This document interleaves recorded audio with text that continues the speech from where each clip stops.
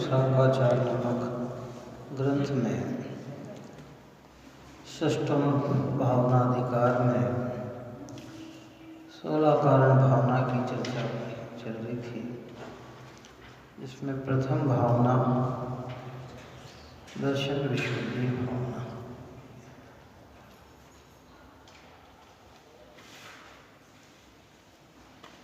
उसके अंतर्गत वर्णन करते हुए आचार्य ने हमें संबोधन दिया कि हे भव्य जीवों, यदि इस मनुष्य जन्म को पाकर सफल करना चाहते हो तो सम्यक दर्शन की विशुद्धता को धारण करो। विगत दिनों में अपन ने यही चर्चा की है, इस मनुष्य जीवन की सफलता सम्यक दर्शन की आराधना में ही है, और वह सम्यक दर्शन कैसे प्रकट हो, उसके लिए यहाँ कल अपन ने चर्चा की थी कि भाई यदि ये जीव देव को देव का, धर्म को धर्म का, सुगुरु को गुरु को जानता नहीं है, पुण्य पाप का, इस लोक परलोक का, त्यागने योग्य ग्रहण करने योग्य का, भक्ष भक्ष का, सत्संग कुसंग का, शास्त्र को शास्त्र का विचार ही नहीं करता है, कर्म के उदय के रस में तन्मय होकर सदा काल ही कष्ट उठाता रहता है। अगर ये ऐसा विचार नहीं करेगा तो सम्यक की आराधना कैसे होगी? यद्यपि हर व्यक्ति की भावना है, जैन कुल में जन्म लिया संस्कार बस, सब व्यक्ति की भावना होती है कि हम पूरे सुखी बने, हम भी भगवान बने, हमें भी सम्यक दर्शन हो, हम भी मुनि बने। लेकिन जब तक इतनी चीज़ों का विचार नहीं करेगा, निर्णय नहीं करेगा, तो ये कार्य कैसे सिद्ध होगा? भावना अलग होती है, भावना तो बहुत कुछ हो जाती है, पराकाष्ठ भावना हो जाती है, लेकिन उस भावना के अनुरूप जब तक ये विचार नहीं करेगा तब तक वे भावना सफल नहीं होती है। छोटे छोटे बच्चे होते हैं ना, माता सबको यही कहती बेटा तुझे भगवान बनना है, तुझे मुनि बनना है। बच्चा कहता हाँ मुझे मुनि बनना है। क्या कहता है मम्मी, वो नाटक दिखा दो तो वो भी कहता है कि ऐसे करके निकलने लग जाता है, कैसे निकल है आहार के। तो हम, लेकिन वो उसकी भावना टिक क्यों नहीं पाती है? क्योंकि वो इतने विषयों का विचार नहीं करता है, क्या सत्य है क्या असत्य है। हर व्यक्ति कहता मुझे मोक्ष जाना है, लेकिन मोक्ष कैसे मिलेगा? सम्यक दर्शन प्राप्त करना, कि सम्यक दर्शन कैसे मिलेगा? जब तक इन विषयों का विचार नहीं करता है ना, तो कहते ये सफलता प्राप्त होती नहीं। तो बहुत महत्वपूर्ण बात आगे कह रहे हैं कि अनादि संसार में भ्रमते भ्रमते, परिभ्रमण करते करते, घूमते घूमते, क्या कहते हैं कि अब कोई अकस्मात काल लब्धि के योग से उत्तम कुलादि में जिनेन्द्र धर्म प्राप्त हुआ है। क्या कहते हैं? इतने संसार में परिभ्रमण करते करते कोई काल लब्धि, कौन सी स्तुति में काल लब्धि की बात करी? अब काल लब्धि बनते दयाल, तुम दर्शन पाए भयो कुचाल। परिभ्रमण करते करते करते कहाँ कहाँ परिभ्रमण किया है। कित निगोद कित नार की, किच तिर्यंच अजान, आज धन्य मानुष भयो पायो जिन वर्था है। सदा सुखदास जी उसी बात को दोहराते हैं कि देख भाई, अकस्मात अचानक, कातकालीन कोई योग्यता पक गई आप और हमारी है क्या? ये काल लब्धि के योग से उत्तम कुलादि में जैन धर्म प्राप्त हुआ है।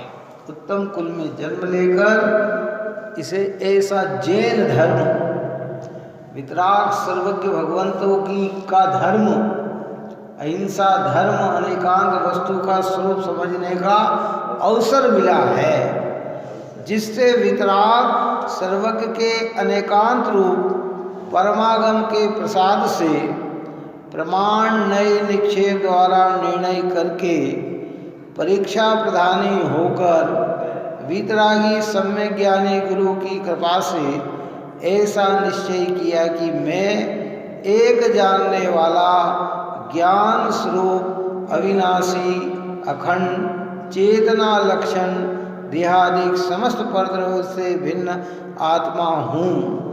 देह जाति कुल रूप नाम इत्यादि मुझसे अत्यंत भिन्न है।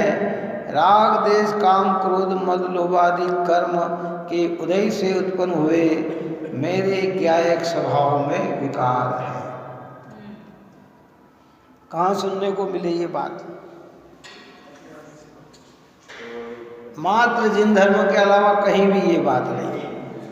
कितना एक पवित्र जिन धर्म। आप और हम कहेंगे अरे साहब ये बात तो अन्य मत में भी होगी। नहीं है भाई, हमने भले अन्य मत नहीं पढ़े हों, लेकिन सर्वज्ञ के ज्ञान में तो हर मत की मान्यता है क्या? और हमारे आचार्य भगवंतों ने तो सबको समझा है और उसके बाद कहा है क्या? मिल जाए तो एक ही मत की मिल जाए। अकस्मात जैन धर्म मिल गया कातकालीन, बड़े भाग्य से।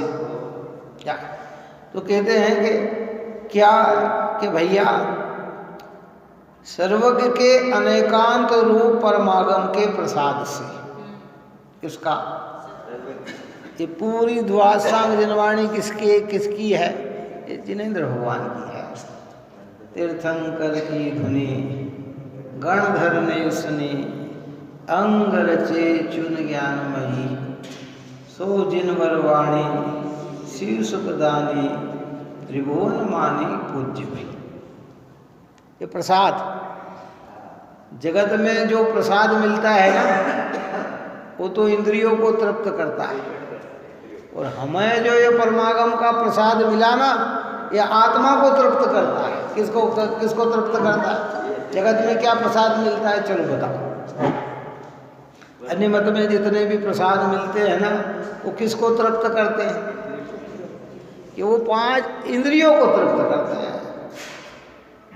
लेकिन ये परमागम की कथा का जो प्रसाद मिला हमें, ये पढ़ने सुनने को, ये जिन वचन मिले हमें, ये किसको तृप्त करते हैं? कि अपने चैतन्य आत्मा को तृप्त करते हैं, हमारे भ्रम मिटाते हैं, हमारी अज्ञानता मिटाते हैं।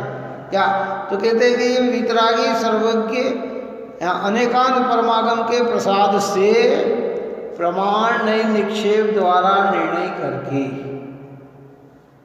प्रमाण नय और निक्षेप, सच्चे ज्ञान का नाम प्रमाण है। और प्रमाण से जानी हुई वस्तु को एक देश जानना, उसका नाम नहीं है। और वस्तु के नाम आदि रखना, ये क्या है? सब निक्षेप है ना। ये सब धीरे धीरे जब जब आगम पढ़ेंगे तो इन सब चीज़ों का नॉलेज होगा हमें। क्या कि ये एक निर्णय करके परीक्षा प्रधानी होकर, किस बात पे जोर दिया? 2 प्रकार के जीव होते हैं, एक आज्ञा प्रदानी होते हैं, एक परीक्षा प्रदानी होते हैं। आज्ञा प्रदानी वे होते हैं कि जिनको अपनी तरफ से कुछ भी नहीं करना, कोई विचार नहीं करना, कोई चिंतन नहीं करना, जो कहा सो मान लेना बस। कई लोग होते हैं ना कि हम तो धर्म कर्म में ज़्यादा कुछ नहीं जानते, आपने जो किया वो कहा वो सत्य। क्या कहते हैं? यद्यपि 10 प्रकार के सम्यक्त में एक आज्ञा सम्यक्त भी है। कौन सा सम्यक्त? 10 प्रकार के सम्यक्त की जब चर्चा करेंगे ना, तो उसमें प्रारंभिक पहले ही सम्यक्त का नाम क्या है? आज्ञा सम्यक्त। तो पहली भूमिका में तो ठीक है, उनने कोई नया व्यक्ति आएगा, ये कौन है? कि साहब ये हमारे भगवान है, ये है, तो उसने मान लिया कि भगवान है। गुरु ने बताया कि भैया ये धर्म है, तो मान लिया कि ये है। लेकिन वो हमें उसी चीज़ को मान के बैठ जाए, ये क्यों है, कैसे है, इनमें क्या है, इतना विचार नहीं करे, इतना चिंतन नहीं करे, इसका निर्णय नहीं करे, तो वो आज्ञा भी लाभकारी सिद्ध नहीं होती है।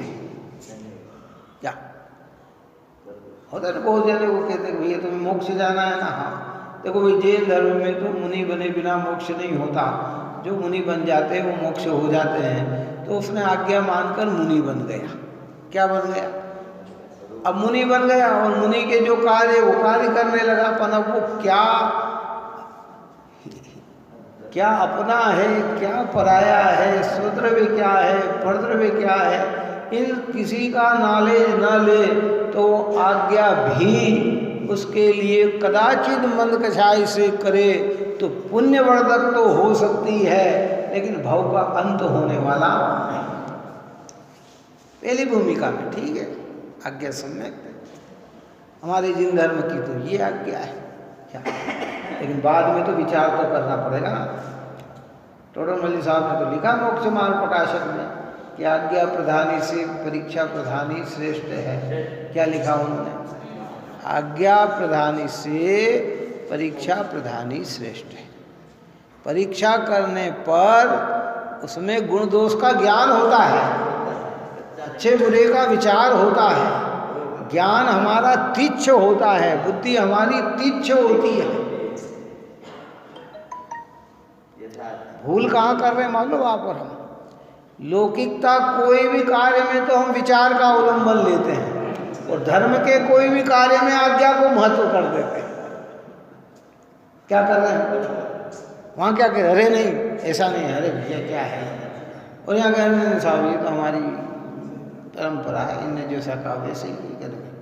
कोई विचार तुझे अपना हित करना है तो वैसा परीक्षा करनी होगी।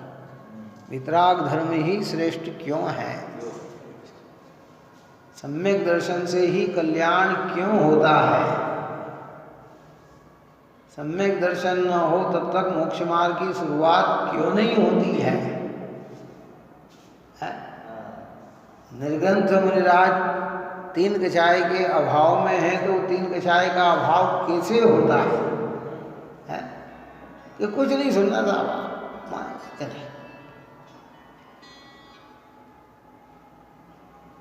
दिगंबर संत तो हमारे यहाँ बहुत महान हो ही चुके हैं, लेकिन विद्वत भी ऐसे महान हो गए जिनने हमारी आँख की पट्टी खोल दी है। क्या खोल दी? ऐसे बड़े सदा सुखदास जी, टोडरमल जी साहब, दौलत राम जी साहब हैं, भागचंद जी साहब, ये सब ऐसे गजब के विद्वान हो गए कि जिन्होंने वस्तु स्वरूप को लाके खड़ा किया।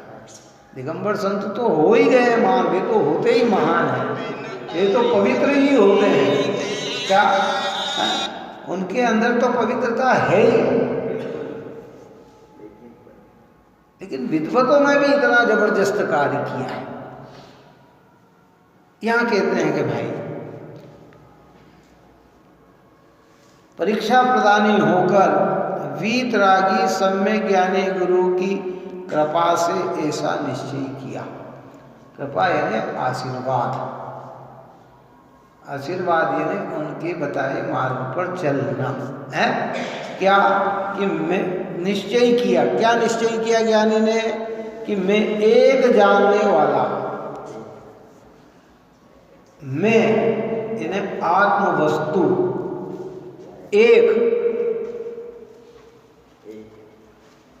जब हम एक कहे गए ना तो हमारी अलग से सत्ता बताई गई है।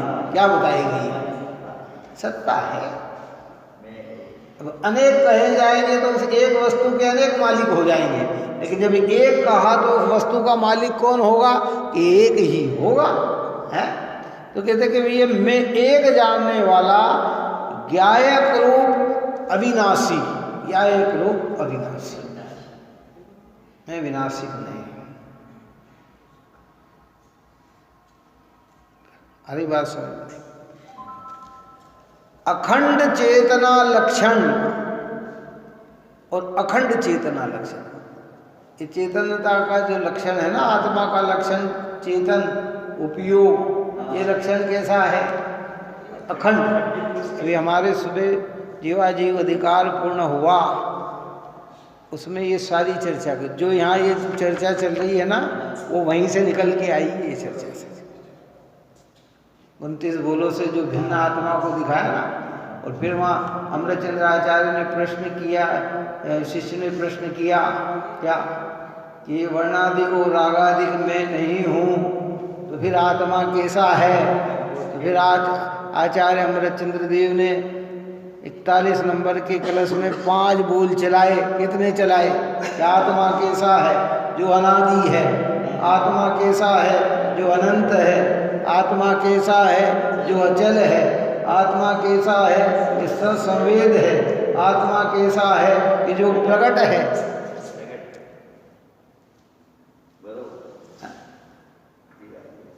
उसी बात को यहाँ दर्शाते हैं। क्या कहते हैं कि भाई अविनाशी अखंड चेतना लक्षण देहादिक समस्त परद्रव्य से भिन्न आत्मा। देहादिक, आदिक में क्या? वो 29 बोल, वर्णादिक से लेकर रागादिक पर्यंत के भाव। जब देहादिक कहा ना, तो देह, इंद्रिया, मन, वाणी, कर्म, नो कर्म, वर्ग, वर्गणाय, स्पर्धक, प्रत्यय है, राग, देश, तीव्र मनता के परिणाम, अच्छे बुरे परिणाम, स्थिति, अनुभाग, प्रकृति, प्रदेश, गुणस्थान, मार्गणा, जी स्थान, संयम मध्य स्थान है, जितनी भी बात अपन ने सुबह की है, ये सब सब सब सब इसमें आ गए, सब गर्भित हो गए।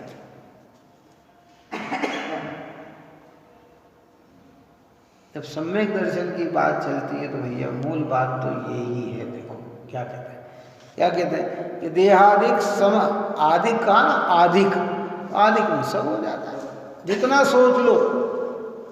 क्या क्यों हम कहते हैं ये भारत जो देश है ना, ये अमेरिका आदि से भिन्न है, तो अब क्या आया इसके अंदर? चलो बताओ। अब कि इतने देशों के नाम नहीं लिए तो वो सब आए कि नहीं आए इसके अंदर?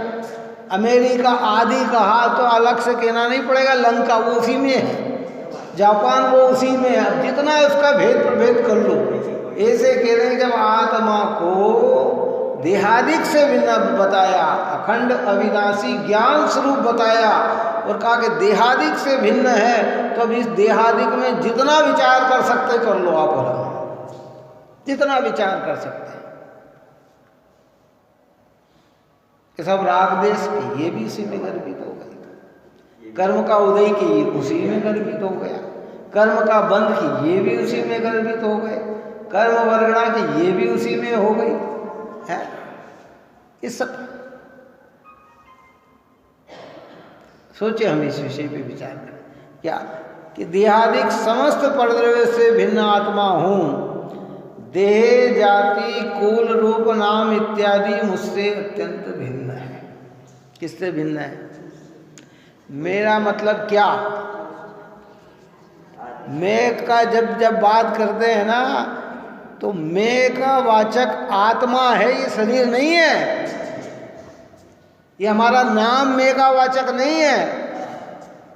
ये दिख रहा है, ये मैं का वाचक नहीं है। जहां मैं बोला अर्थात ज्ञायक चैतन्य से, हमें क्या लगता है जब भी हम मैं पने की बात करते हैं तो हम अपने को इस रूप को अपना कर लेते, बाकी सब भिन्न है। क्या सोचना तो पड़ेगा भाई इन सब बातों के लिए, बहुत गंभीर बात है।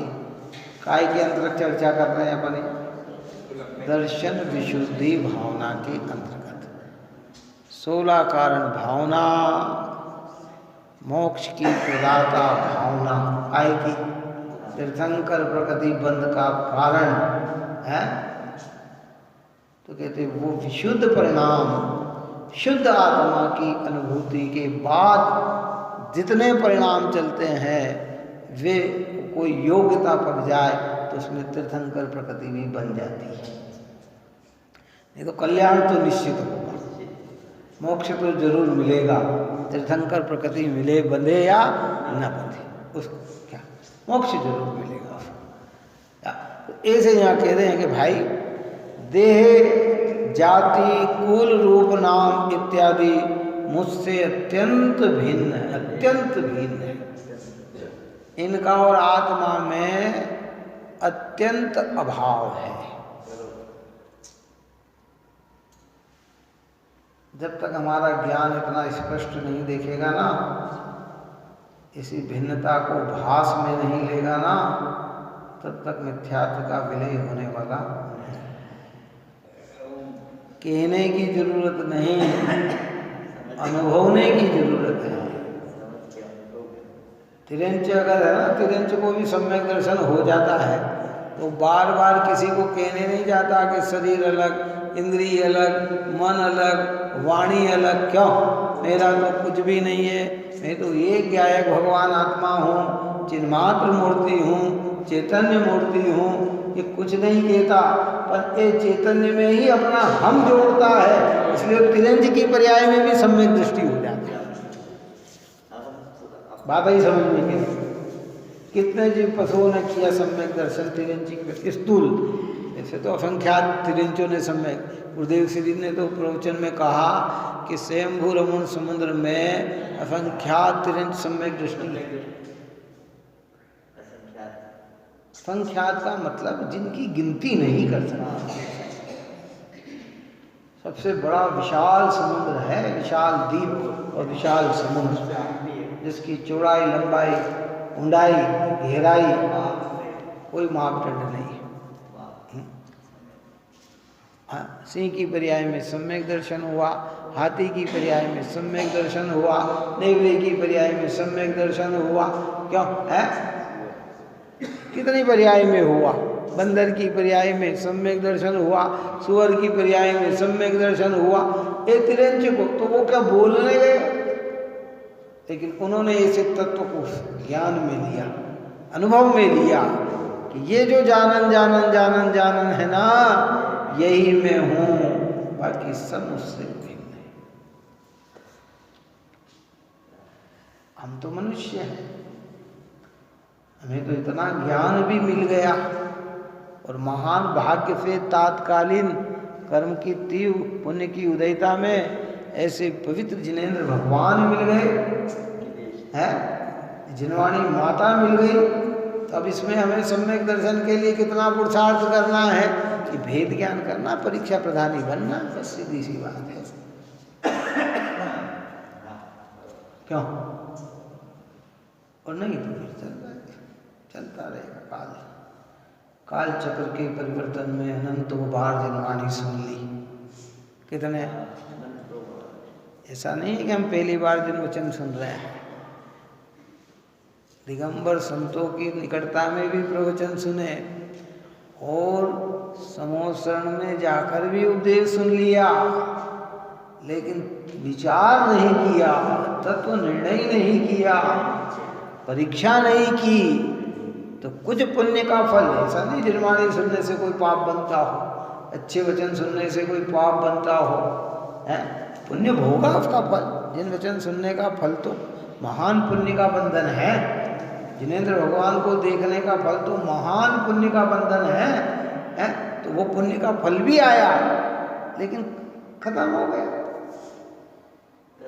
क्योंकि ये तो स्थिति लेके आता है। कितनी स्थिति लेके आता है? स्थिति ली, आया उदय में, स्थिति पूर्ण हो गई पुण्य के उदय में। पाप हमारे यहाँ तो कई बार अपन ने चर्चा करी कि पुण्य का उदय हो, पाप भाव हो, पाप का उदय हो, पुण्य भाव हो।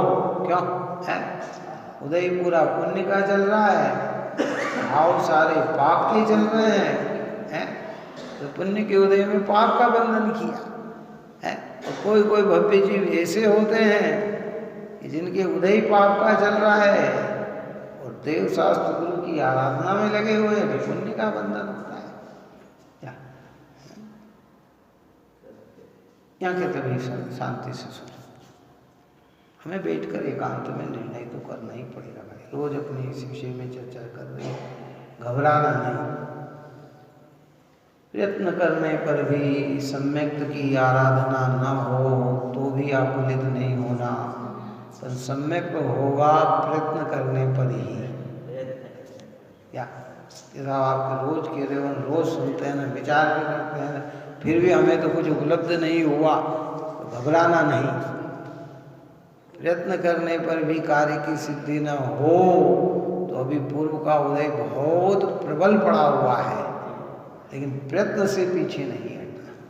जिस दिन उदय हमारा मंद होगा उसी दिन कार्य की सिद्धि होगी।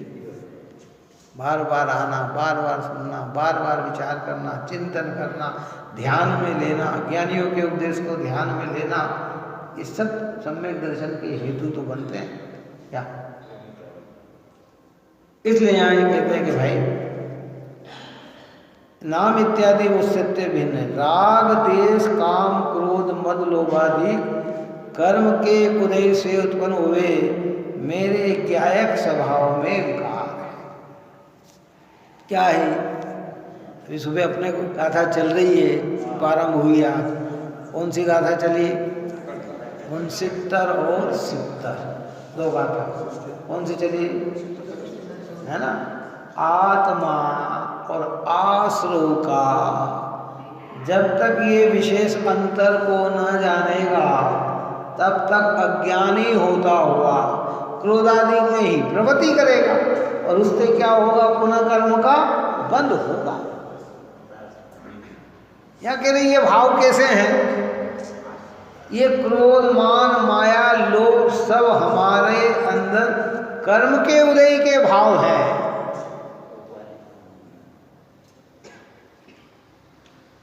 टोडरमल साहब ने अपने उसमें लिखा है, कर्म उदय को कारण पाए रागादिक हो है दुखदाय। उसमें अपने स्वरूप की चर्चा की। उन्होंने बताया कि मैं हूँ जीव द्रव्य गुणभूत एक अनादि अनंत स्वरूप, कर्म उदय को कारण पाए रागादिक ये है दुखदाय। मतलब ये रागादिक जितने भी, क्रोधादिक जितने भी विकार, जितने भी भाव हैं, ये विकार है, ये दुख रूप भाव है, मेरे चैतन्य आत्मा से भिन्न भाव है। तो हमें प्रयत्न करना चाहिए।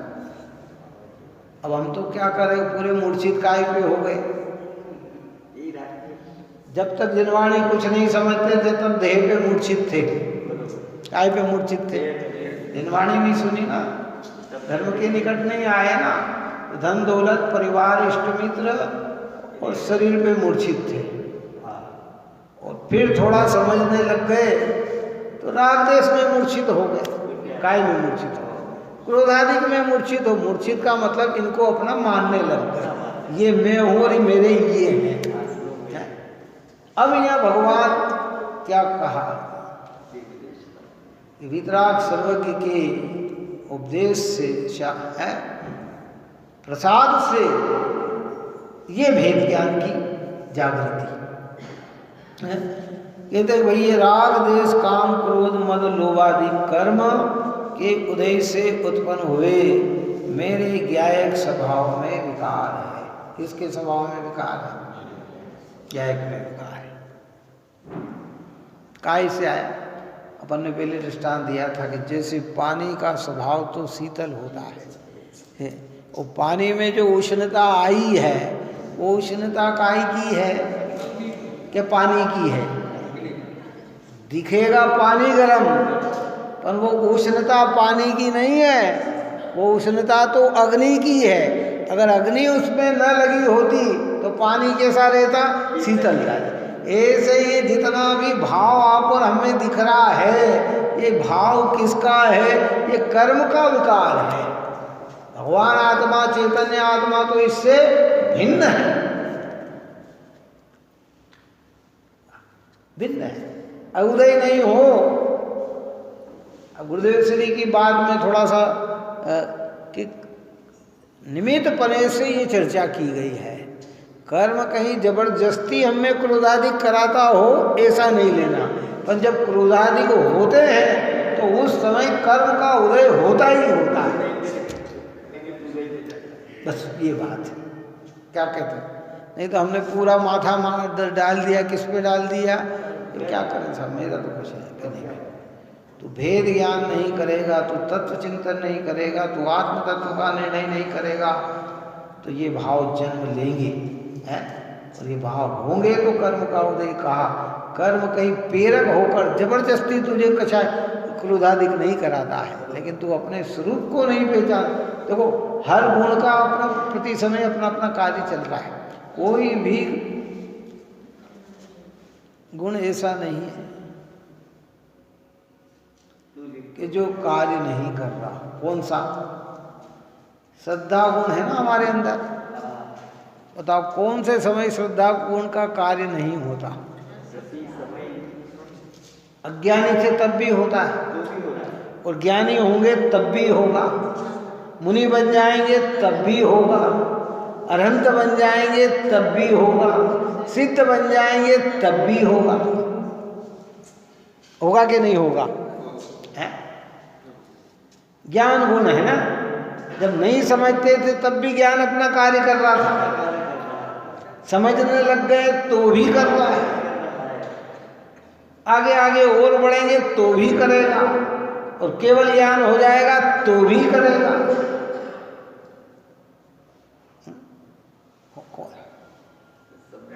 प्रत्येक गुण।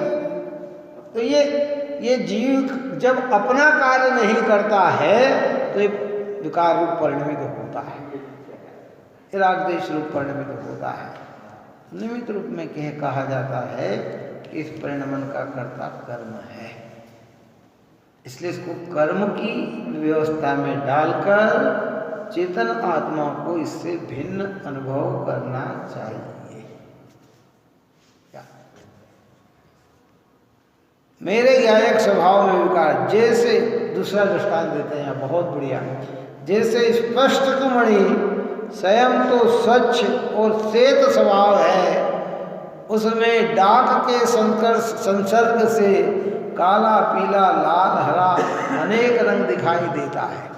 स्पष्टिक मणि होती है ना, स्वच्छ।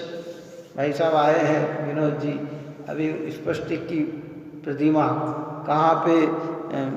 उदयपुर में है ना, उदयपुर में 3 फीट की, 3 फीट की है ना, ढाई पौने 3 फीट की। उदयपुर में सिंगोली पंचकल्याणक में उसका पंचकल्याणक हुआ है, जिस स्पष्टक मणि प्रतिमा की कीमत ही 40 लाख रुपए के लगभग है। कितनी प्रतिमा की?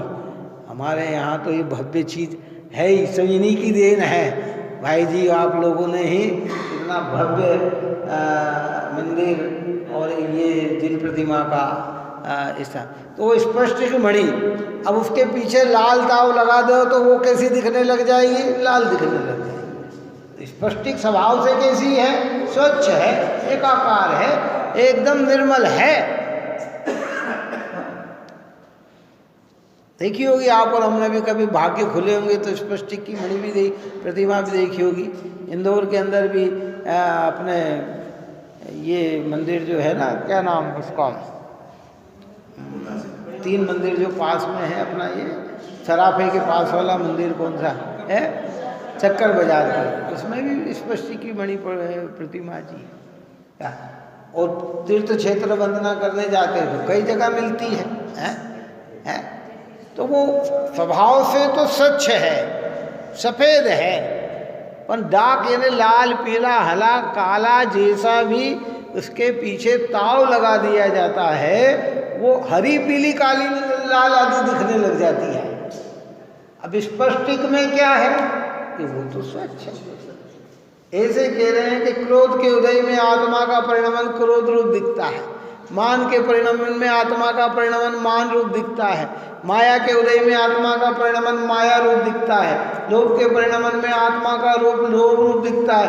और ऐसा अब स्वभाव से देखे तो आत्मा कैसा है? कि तो स्वच्छ एकाकार चिन्मात्र चैतन्य ज्योति है।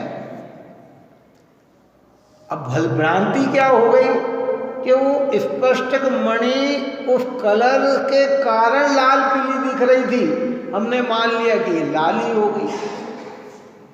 क्या हो गई? हमने मान लिया ये काली ही हो गई, हमने मान लिया ये पीली ही हो गई, जबकि वो लाल, काली, पीली काई के कारण थी? काई के कारण थी? तो वो तो निमित्त रूप से उसमें एक योग्यता देती है। अगर लाल ताव लगाने से लाल है ना, तो लकड़ी के पीछे लाल लगा दो तो कोई लाल थोड़ी दिखेगा। वो एक स्पष्टिक में योग्यता है। ऐसे आप और हमारे अज्ञानियों में, जीव में ऐसी योग्यता है कि जब कर्म का उदय आता है तो जीव ऐसा रूप दिखाई देता है। बात सुनो, कहाँ दिखेगी? अभी लोहे के पीछे लगा दो लाल ताव तो क्या लाल दिखने लग जाएगा? लोहा नहीं दिख सकता है। वो योग्यता उसमें ही है। किसके अंदर है? उसी के अंदर ऐसी एक योग्यता है। ये जीव में ऐसी योग्यता है, निमित्त निमित्त एक संबंध है दोनों का। इधर कर्म का उदय आया, जीव ने अपने स्वभाव को भूल गया, अपने चैतन्य को लक्ष्य में नहीं लिया, तो ये उस रूप परिणमन गया। किस रूप परिणमन गया? राग रूप परिणमन गया, द्वेष रूप परिणमन गया, क्रोध मान माया लोग परिणम गया। अब भूल ये हो गई कि जीव तो ज्ञायक है, लेकिन मान क्या रहा है कि मैं ऐसा हो गया। अब सुधारा कहाँ करना? कि नहीं साहब, मेरे को तो स्पष्टिक ही चाहिए, काला, पीला, हरा, नीला, लाल नहीं चाहिए। मेरे को तो एक स्वच्छ, एकाकार, निर्मल, पवित्र चाहिए। तो कहते भैया इनको हटा दें। एक चैतन्य की आराधना में लग बार बार। देखो, मोक्ष मार्ग और मोक्ष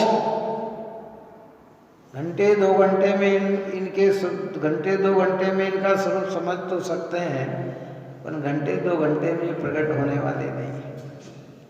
सम्यक दर्शन का स्वरूप 1 घंटे में समझ सकते हैं, पर सम्यक दर्शन 1 घंटे में प्रकट होने वाला नहीं। ये उन्हीं को प्रकट होगा 1 घंटे में जिनके पूर्वांग इतनी भूमिका तैयार है।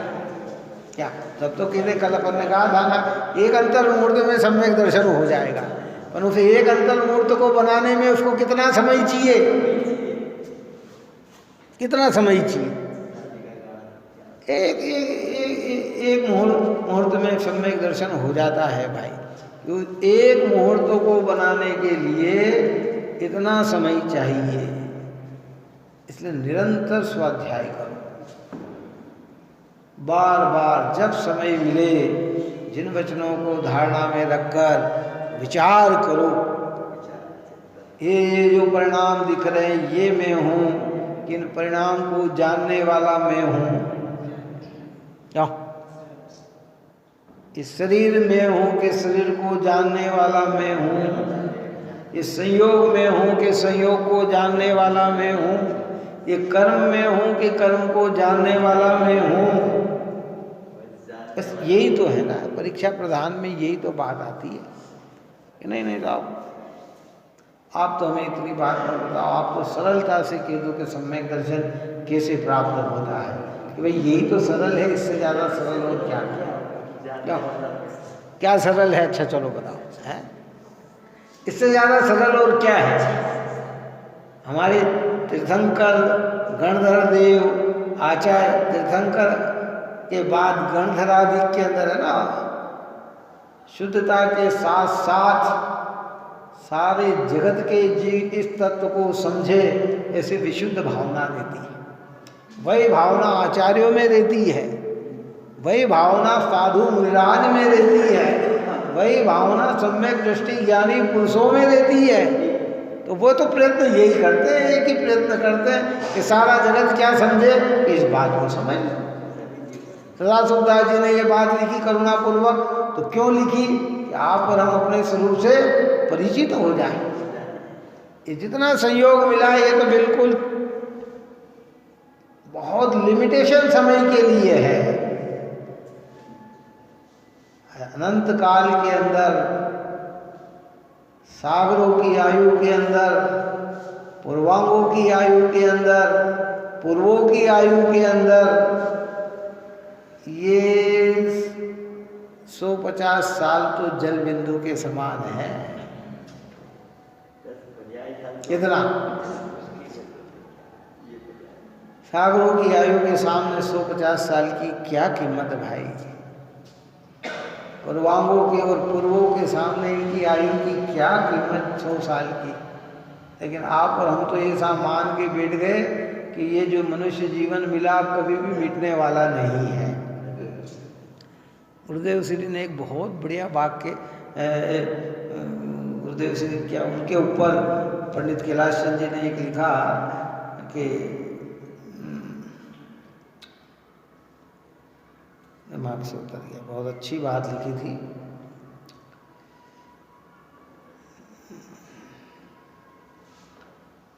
देख मूर्ता यह मानो कि उधर काल मुस्कुराया, चांदी सोने के टुकड़ों में भूला नहीं समाया है। हाँ अमर मान कर देखो, भाभी को याद थी, बहुत बढ़िया। अमर मान ने जीवन को परभव हाय भुलाया, चांदी सोने के टुकड़ों में भूला नहीं समाया। देख मूर्ता यह मानो कि उधर काल मुस्कुराया, और अगले भव को ले चला, यहाँ नाम निशान न पाया। 150 साल के बाद क्या, और इतिहास कितने लोगों का लिखाया जाता है। आप और हम इतिहास पढ़ते हैं ना, 5000 साल का इतिहास या 2000 साल के, तो इतिहास में तो 1000-2000 आदमी का इतिहास होगा। कितने आदमी का इतिहास है, चलो बता दो, कितने आदमी का इतिहास मिलेगा है? हम सोचे कि हमें कोई बहुत लंबा याद रख लेंगे, तो कोई याद रखने वाला नहीं है, कोई समझने वाला नहीं है। तो इस 150 साल के जीवन के अंदर वो कार्य करना है जो कार्य हम आज तक नहीं कर पाए, अर्थात सम्यक दर्शन की आराधना हमें करना है। दर्शन विशुद्धि भावना हमें भानी है, हमें सम्यक दर्शन प्राप्त करना है? इसलिए यहाँ कहा है कि भाई इसी प्रकार मैं आत्मा स्वयं तो स्वच्छ ज्ञान मात्र निर्विकार तन को उत्कीर्ण हूँ। मोह कर्म के उदय जनित राग देश आदि उसमें झलकते हैं, मेरा रूप नहीं है पर है, इस प्रकार अपने स्वरूप का निश्चय हुआ है। किनको हुआ है? सम्यक दृष्टि जीव को हुआ है, दर्शन विशुद्धि भावना के धारी को हुआ है। और वो हमें ये समझा रहे हैं, तो हमें भी ये निश्चय करना चाहिए। अब ये तो आगम की आज्ञा हो गई, आज्ञा प्रदान की।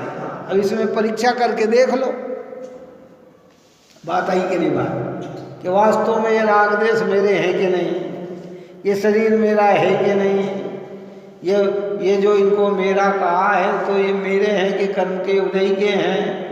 तर्क युक्ति लगा लगा के विचार करके अपना निर्णय पक्का कर लो बस।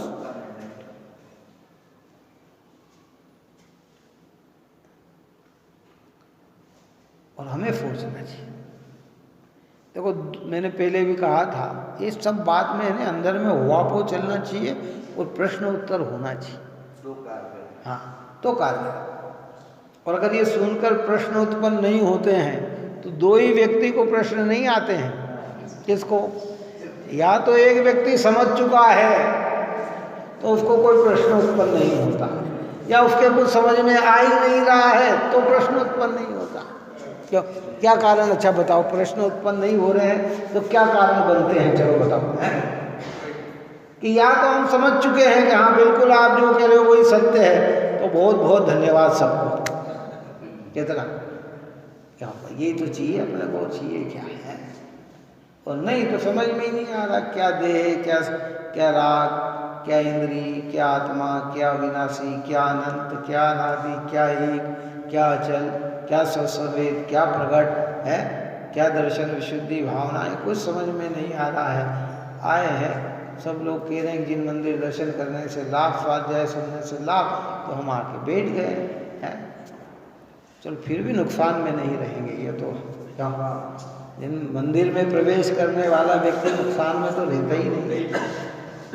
हाँ, जिन वचनों में बैठने वाला व्यक्ति तो नुकसान में रहता ही नहीं है। एक शब्द भी कान में पड़ेगा तो भी फायदा है। इतनी देर अभी आप और हम बैठे, बोलो कितनी चीज़ों से बच गए यार। चलो बताओ, 5 इंद्रिय के विषयों की मनता हो गई, क्रोधाधिक हमारे कमजोर पड़ गए। क्या पड़ गए? राग देश की चर्चा से बच गए। काय से बच गए? हैं? हिंसा आदि पाप से बच गए। क्या है? तो इतना लाभ तो यहाँ बैठने पर यूं ही मिल गया हमको। कितना मिल गया, कितना लाभ हो गया। स्वाध्याय में आने पर, मंदिर में आने पर कितना बड़ा फायदा हो गया। इतना फायदा तो हो गया। अब इसमें ये विचार अगर हमारा बन जाए और ये निर्णय हो जाए तो कार्य की हमारी सिद्धि होती। इस प्रकार की चर्चाएं हाँ अपन ने की है। आज अपने 4 दिन पूर्ण हो गए। कितने है ना? क्या करें, कर्म का ये भी एक बड़ा भारी उदय रहा कि कोरोना काल रहा। क्या काल रहा है ना? चाहते तो अपन बहुत उत्साह से इन तिथि को मनाना था।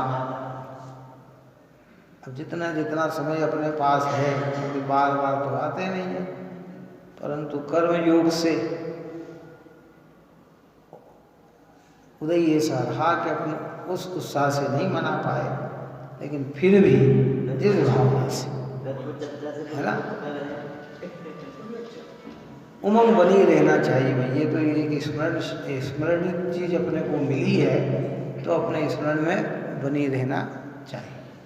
और आने वाले समय में हो सकता है कि जो आज अपन मना रहे हैं उससे भी अच्छा समय अपना आ रहा हो। क्यों?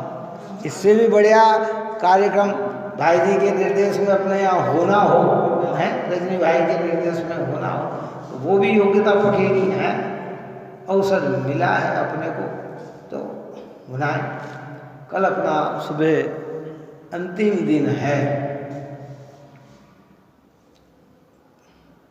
सुबह अपना प्रोग्राम जो है, जो रोज रूटीन का है, सुबह अपना अभिषेक के बाद पूजन, 10 बजे बराबर अपना श्री जी का चल समारोह निकलेगा। पहले हमारी ये भावना थी कि बड़े प्रतिमा जी का भी अभिषेक किया जाए, काय का, लेकिन अब इसमें थोड़ा संशोधन किया है कि जो चल समारोह में होगा उसी प्रतिमा का अभिषेक किया जाएगा। क्योंकि 5 प्रतिमा का अभिषेक हो तो और ज़्यादा अच्छा है। और उसके लिए बाहर के विद्वान और संभालने वाले, नहीं तो क्या गंदोगत इधर उधर ढूले और पाँव में आए, अपन उतनी व्यवस्था कर नहीं सकते हैं। इसलिए ये इसका मन अभी थोड़ा रोक दिया। जब कोई प्रोग्राम होगा उस समय ये कार्य किया जाएगा। और उस सुबह जो अपना चल समागम निकलेगा उसमें कलश की जो भी बोली होगी उस सुबह अपन 5 मिनट के अंदर जिन भावों की भी भावना बनती हो वो अपना मन बना के चले। 1 2 3 फटाफट हो जाएगा, ज़्यादा देर लगना नहीं है। वेदी जो निकलेगी वो निकलेगी और फिर आके अभिषेक, और उसके बाद जो अपना स्वल्पाहार है, भोजन है, नाश्ता है, कराना तो भोजन भी था, बहुत सारी भावनाएं थी, बाकी अब सब समय के साथ सब कार्य रुक गया है ना, हो नहीं पाया। कोई बात नहीं, योग्यता के आगे किसी की चलती भी नहीं है। भाव ही हम कर सकते हैं, विकल्प ही हम कर सकते हैं। तो आप और हम सब अपने इष्ट मित्रों को एक कार्य में लगाएं और स्वाध्याय में भले आए या न आए, कार्यक्रम हो या ना हो, घर पे निरंतर स्वाध्याय करो। और उस मंदिर में भी भाभी के द्वारा स्वाध्याय चल रही है, जो यहाँ नहीं आए वो वहाँ पे नियमित सुने और भी लोग, और यहाँ आए तो और अच्छी बात है। जो भी चल रही है सो चल ही रही है ना। तो ऐसे पवित्र कार्य में आप और हम लगें और अपने जीवन को सफल बनाएं, यही मंगल भावना है। अभी यहाँ आधा घंटे के लिए हाँ गया व्यक्ति का जो पंच कल्याण की अपना चल रहा था उसका कैसेट दिखाएंगे। चलिए हाँ, जिनवाणी की स्मरण